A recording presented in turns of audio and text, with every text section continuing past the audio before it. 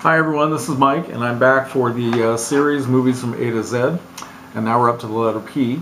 So the movie I picked is a first watch, and it's also a horror film. I found a horror film for this week. So the movie I picked is Paranormal Activity. Okay, you can see that all right. Paranormal Activity from the year 2009.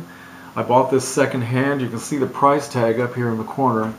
Hope you can. It's $2.22 I paid for this, and that was a couple months ago, and I put it on the shelf and finally got around to watching it because I was looking for a movie with the letter P. It was a horror movie, so here it is.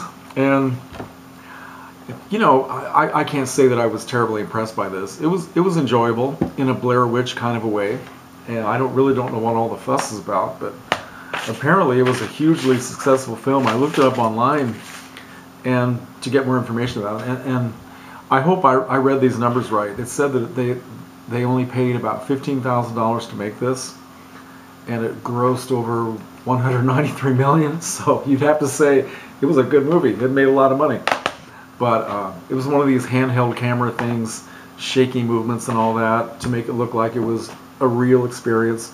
And I think on that level, it actually succeeded. For those of you, if there's anybody left in the universe that doesn't know about this, I think I'm probably the last one who didn't. But these two young people, this guy and his girlfriend, they are in his apartment over a period of several days, trying to film the activities of this spirit or ghost, which has been manifesting itself to this young woman for a number of years in different ways, and it seems to be getting more and more, happening more often, and she's afraid. They consult a professional at one point, and he comes into the house. He's some sort of a doctor, and he says that my specialty is ghosts, and what you appear to have is a demonic presence, so I can't help you. So they try to get someone else, and that person is not available. Well, anyway, the boyfriend's idea is that they should just keep the camera on all night in the apartment, in their bedroom, just to see if anything happens, right? So they can look at it the next day and try to figure out what is going on and what this thing might want of this young woman. So it takes place over a period of several days, and the tension does build up. I don't think it built up all that much, quite frankly, but toward the end, some really cool things did happen, I have to admit, and the ending was very impressive. So I'm not going to tell anybody what it is in case some of you haven't seen it, but there was also an alternate ending on the disc that was not available in theaters, and I watched the alternate ending, which I didn't like as much as the original. The original was pretty creepy. So, but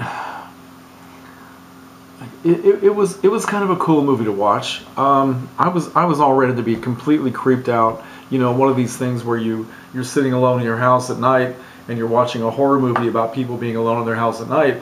So you know, it kind of follows you around when you turn the lights out to go to bed. And I didn't feel that way at all. I used to when I was much younger. I could, even when I was up in my 20s and 30s, I would watch certain films that would just not go away.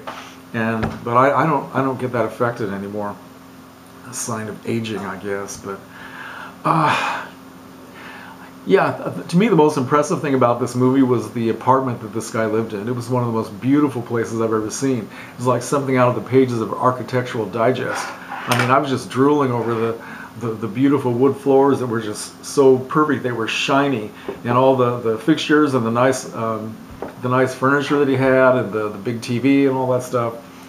But these two people were very normal, likable young people, and their relationship was believable.